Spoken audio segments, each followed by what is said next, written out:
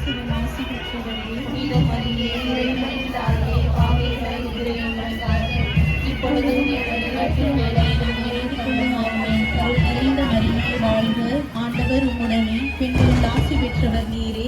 உம்முடைய திருவயிற்றின் கனியாகிய இயேசுவும் ஆசி பெற்றவரே. புனித மரியே, இறைவனின் தாயே, பாவிகளாய் இருக்கிற எங்களுக்காக இப்பொழுதும் எங்கள் இறப்பின் வேளையிலும் வேண்டிக் கொள்ளும். ஆமென். அருள் நிறைந்த மரியே வாழ்க, ஆண்டவர் உம்முடனே, பெண்களுள் ஆசி பெற்றவர் நீரே.